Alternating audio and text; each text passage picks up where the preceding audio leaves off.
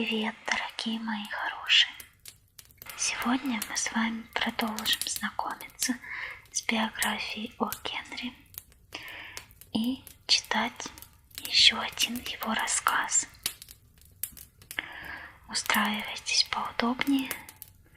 Всем желаю приятного просмотра, прослушивания и качественного расслабления. О. Генри или Уильям Сидни Портер родился 11 сентября 1862 года в городе Гринсборо, как мы уже знаем. Он родился в семье врача, предками которого были английские и голландские колонисты. В 3-летнем возрасте он лишился матери, умершей от туберкулеза, и воспитывался своей теткой по отцу Эвелиной Портер, которая являлась владелицей частной школы. После школы в 16 лет начал работать в аптеке у дяди продавцом и фармацевтом. Быстро учился и через год получил лицензию. Через 3 года уехал в Техас, так как у него были серьезные симптомы заболевания туберкулезом и требовалось сменить климат. Там он жил на ранчо своего знакомого, помогал в работе, помогал с приготовлением еды для ковбоев и перевозил почту. Но не работал, не получал жалования и не платил за еду и кров. Через 2 года, излечившись и окрепнув, переехал в город Остин, что в Техасе, где пробовал разные профессии. Работал бухгалтером в фирме недвижимости, чертежником в земельном управлении. Будучи молодым холостяком, Портер вел активную общественную жизнь в Остине. Он отличался остроумием, рассказыванием историй и музыкальными талантами. Играл на гитаре и мандолине, пел в хоре епископальной церкви Святого Давида и стал членом Hill City Quartet, группы молодых людей, которые пели на собраниях и исполняли серенады молодым женщинам города. Портер встретил Адоль Эстас из богатой семьи, когда ей было 17 лет. Историки полагают, что Портер встретил Адоль на закладке краеугольного камня Капитолия, штата Техас. Ее мать возражала против брака, потому что Адоль страдала от туберкулеза.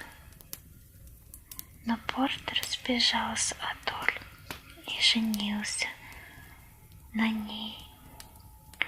Пара продолжала участвовать в музыкальных и театральных коллективах. И Адоль поощряла своего мужа продолжать писать. Адоль родила сына, но он умер через несколько часов после рождения. А затем родилась дочь Маргарет Уорд Портер в сентябре 1889 года. Портер начал работать чертежником в главном земельном управлении Техаса. Зарплаты в $100 было достаточно, чтобы содержать семью. Но он продолжал писать в журналы и газеты. Начал разрабатывать персонажей и сюжеты для некоторых историй. Здание, похожее на замок, в котором он работал, было даже вплетено в некоторые из его сказок, таких как «Бексарское дело» номер 2692. Потом Портер начал работать в Первом национальном банке Остина в качестве кассира и бухгалтера. Банк работал неофициально, и Портер, по-видимому, небрежно хранил свои книги и, возможно, присвоил средства. В 1894 году он был обвинен банком в растрате и потерял работу, но в то время ему не было предъявлено обвинение. Сегодня я рассказала вам небольшой кусочек из большой биографии о Генри. Продолжение биографии в следующем выпуске. Сейчас откроем нашу книжечку и прочитаем следующий рассказик. В антракте. Майская луна ярко освещала частный пансион миссис Мерфи. Загляните в календарь, и вы узнаете, какой величины площадь освещали в тот вечер ее лучи. Лихорадка весны была в полном разгаре, а за ней должна была последовать сенная лихорадка. В парках показались молодые ласточки и закупщики из западных и южных штатов. Расцветали цветы и процветали курортные агенты. Воздух и судебные приговоры становились мягче. Везде играли шарманки, фонтаны и картежники. Окна пансиона миссис Мерфи были открыты. Кучка живцов сидела на высоком крыльце, на круглых и плоских матах, похожих на блинчики. У одного из окон второго этажа миссис МакКаски поджидала мужа. Ужин стыл на столе. Жар из него перешел в миссис МакКаски. МакКаски явился в 9. На руке у него было пальто, а в зубах трубка. Он попросил извинения за беспокойство, проходя между жильцами и осторожно выбирая место, куда поставить ногу в ботинке невероятных размеров. Открыв дверь в комнату, он был приятно изумлен.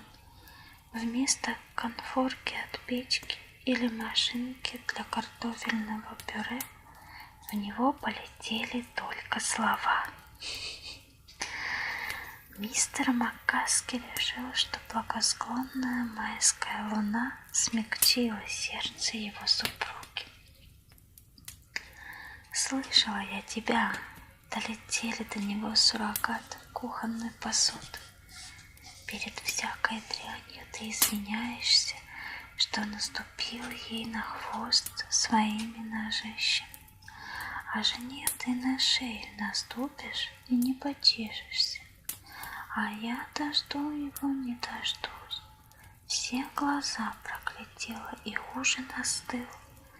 Купила какой-никакой на последние деньги. Ты ведь всю получку пропиваешь по субботам у Галегера, а нынче уж 2 раза приходили за деньгами от газовой компании. «Женщина», — сказал мистер МакКаски, бросая пальто и шляпу на стол, — «этот шум портит мне аппетит. Не относись презрительно к вежливости. Этим ты разрушаешь цемент, скрепляющий кирпичики в фундаменте общества.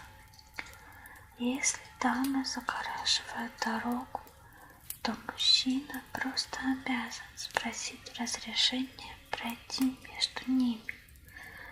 Будет тебе выставлять свое свиное рыло в окно, подавай на стол». Вот это диалог, правда? Миссис МакКаски тяжело поднялась с места и пошла к печке. По некоторым признакам МакКаски сообразил, что добра ждать нечего. Когда углы ее губ опускались вниз наподобие барометра, это предвещало град, фаянсовый, эмалированный и чугунный. «Ах, вот как! Свиное рыло!» — возразила мисс МакКаски и швырнула в своего повелителя полную кастрюльку тушеной репы. МакКаски не был новичком в такого рода дуэтах. Он знал, что должно следовать за вступлением. На столе лежал кусок жареной свинины, украшенный трилистником. Этим он и ответил, получив отпор в виде хлебного пудинга в глиняной миске. Кусок швейцарского сыра, метко пущенный мужем, подбил глаз миссис МакКаски. Она нацелилась в мужа кофейником, полным горячей, черной, не лишенной аромата жидкости. Этим заканчивалось меню, а следовательно и битва. Но МакКаски был не какой-нибудь завсегдатай грошового ресторана. Пускай нищая богема заканчивает свой обед чашкой кофе. Пускай делает этот ложный шаг. Он сделает кое-что похитрее. Чашки для полоскания рук.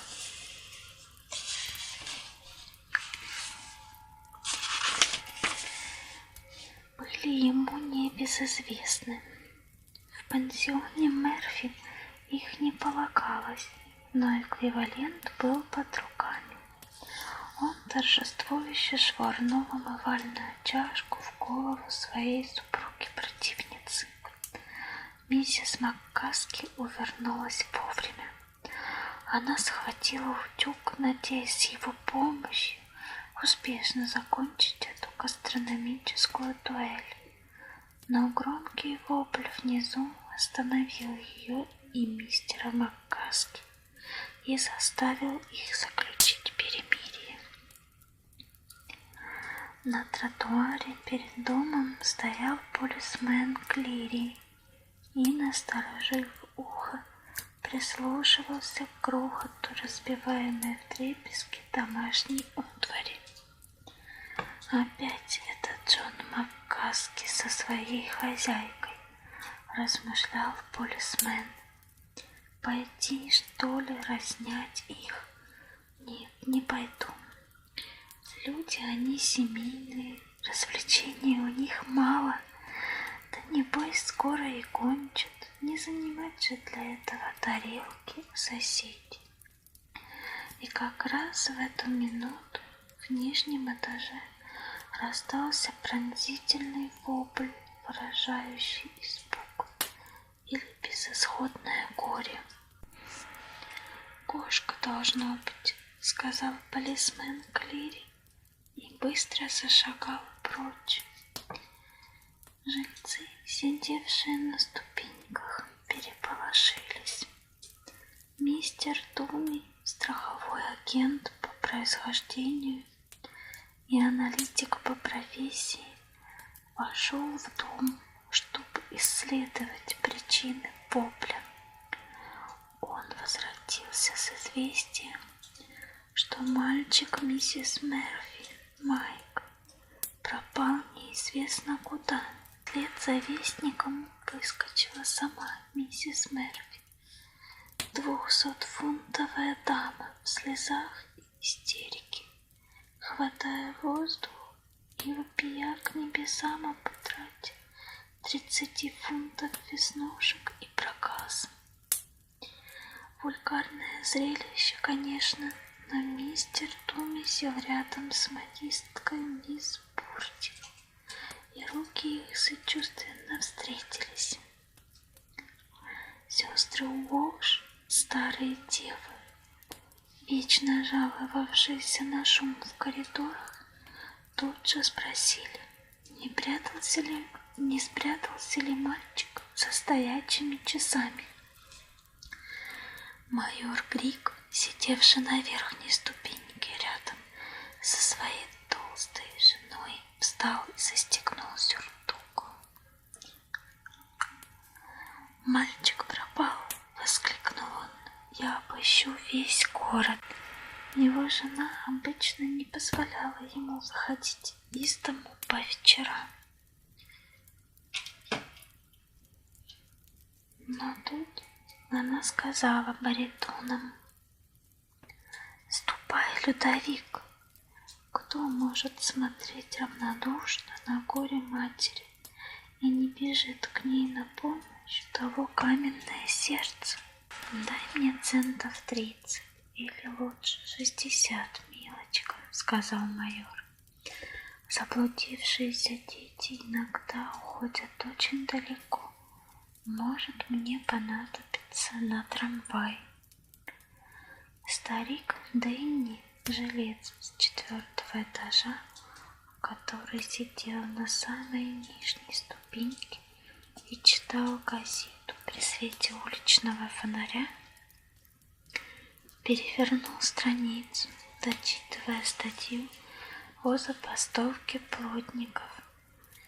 Миссис Мерфи вопила, обращаясь к луне: «О, где мой Майк, ради Господа Бога, где мой сыночек? Когда вы его видели последний раз?» — спросил старик Дэнни, косясь одним глазом на заметку о союзе строителей. «Ох», — стонала миссис Мерфи, — «может, вчера, а может, 4 часа тому назад. Не припомню. Только пропал мой сыночек Майк. Нынче утром играл на тротуаре, а может, это было в среду. Столько дела, где же мне припомнить, когда это было? Я весь дом обыскал, от чердака до погреба. Нет, как нет, пропал, да и только».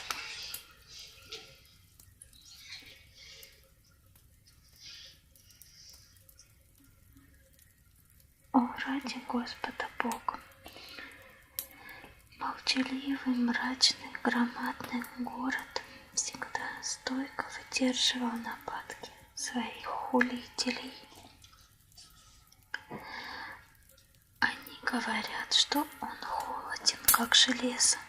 Говорят, что жалостливое сердце не бьется в его груди. Они сравнивают его улицы с глухими лесами, с пустынями застывшей лавы. Но под жесткой скорлупой омара можно найти вкусное сочное мясо.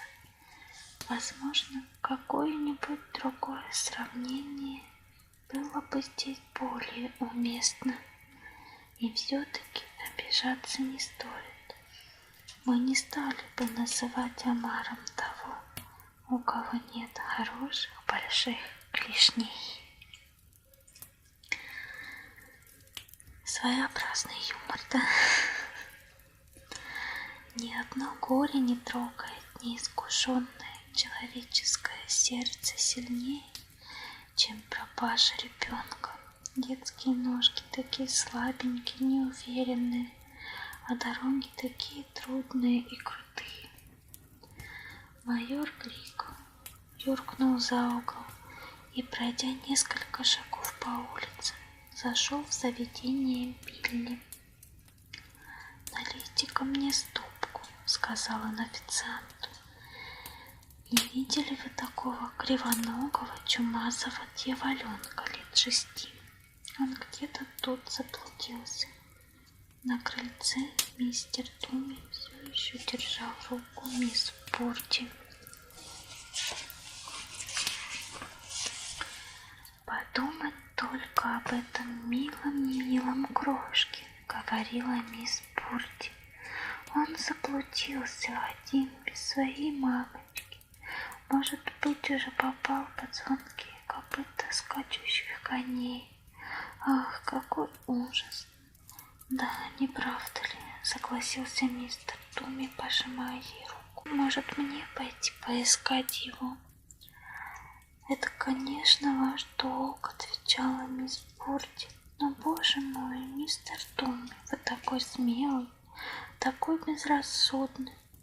Вдруг с вами что-нибудь случится, тогда как же?» Старик Дэнни читала заключение арбитражной комиссии, водя пальцем по строчкам. На втором этаже мистер и миссис Маккаски подошли к окну перевести дух. Согнутым пальцем мистер Маккаски счищал тушеную репу с жилетки, а его супруга вытирала глаз, заслезившись от соленой свинины. Услышав крики внизу, они высунули голову в окно. «Маленький Майк пропал», — сказала миссис Маккаски, понизив голос. «Такой шалун, настоящий ангелочек». «Мальчишка куда-то девался», — сказал Маккаски, высовываясь в окно. «Экое несчастье, прямо беда. Дети — другое дело. Вот если б баба пропала, я бы слова не сказал. Без них куда спокойней». Не обращая внимания на эту шпильку, миссис Маккаски схватила мужа за плечо. «Джон», — сказала она сентиментально, — «пропал сыночек миссис Мерфи. Город такой большой, долго ли маленькому мальчику заблудиться? 6 годочков ему было, Джон, и нашему сынку было бы столько же, как бы он родился 6 лет тому назад». «Да ведь он не родился», — возразил мистер Маккаски, строго придерживаясь фактов. «А если б родился, какое бы у нас было горе нынче вечером, ты подумай. Наш маленький Филон неизвестно где, может, заблудился, может, украли».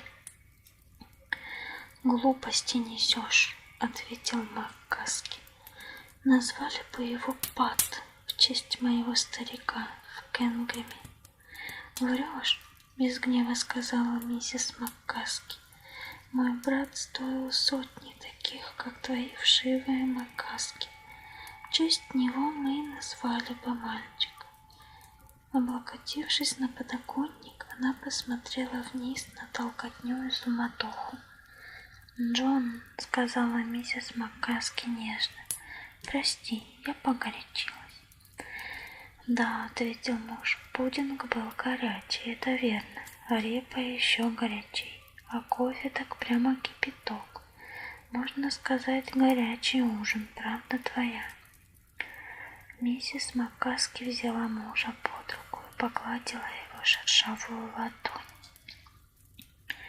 «Ты послушай, как убивается бедная миссис Мерфи», — сказала она. «Ведь это правда ужас, такому крошке заблудиться. большом городе. Если бы это был наш маленький Филан, у меня бы сердце разорвалось. Мистер Маккаски неловко отнял свою руку, но тут же обнял жену за плечи. «Глупость, конечно, — сказал он грубовато, — но я бы и сам убивался, если бы нашего Пата украли или еще что-нибудь с ним случилось. Только у нас никогда детей не было. Я с тобой бываю груб, неласков, Джуди, ты уж не помни зла». Они сели рядом и стали вместе смотреть на драму, которая разыгрывалась внизу. Долго они сидели так, люди топтались на тротуаре, толкаясь, задавая вопросы, оглашая улицу говором, слухами и неосновательными предположениями. Миссис Мерфи то исчезала, то появлялась, прокладывая себе путь в толпе, как большая рыхлая гора, орошаемая звучным каскадом слез. Курьеры прибегали и убегали. Вдруг гул голосов, шум и гам на тротуаре перед пансионом стали громче. «Что там такое, Джуди?» — спросил мистер Маккаски. «Это голос миссис Мерфи», — сказала жена, прислушавшись. «Говорит, нашла Майка под кроватью у себя в комнате. Он спал за свертком линолеума». Мистер Маккаски расхохотался.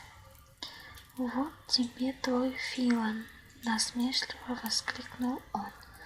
«Пат такой шутки ни за что бы не отколол бы. Если бы мальчишку, которого у нас нет, украли бы, или он пропал бы неизвестно куда, черт с ним, пускай назывался бы Филан, да валялся бы под кроватью, как паршивый щенок». Миссис Маккаски тяжело поднялась с места и пошла к буфету. Уголки рта у нее были опущены.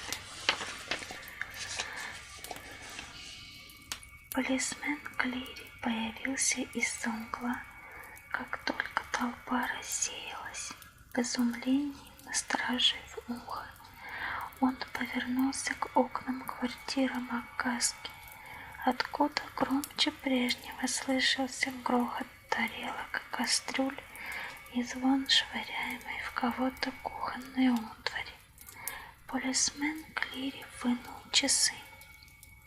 «Провалиться мне на этом месте!» — воскликнул он. «Джон Маккаски с женой дерутся вот уже час с четвертью по моему хронометру. Хозяйка-то тяжелее его фунтов на 40. Дай бог ему удачи!»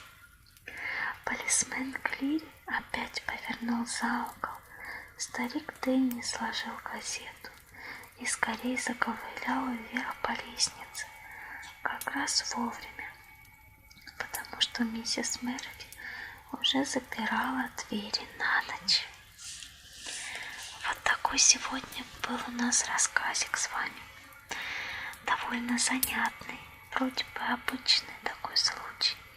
Описание нескольких часов рутинных, будничных событий, но в то же время каким изысканным и талантливым языком это все написано, правда? С каким тонким чувством юмора. Получаешь действительно эстетическое наслаждение, еще и настроение повышается. Да, видно, что человеку, несмотря на свои трагедии в жизни и жизненные перипетии, оставался открытым,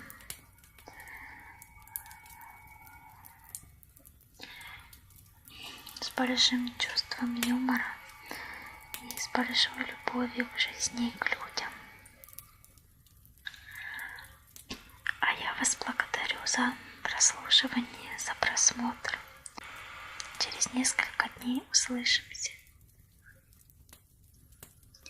Всем желаю спокойной ночи, приятного пробуждения и чтобы у вас все было хорошо.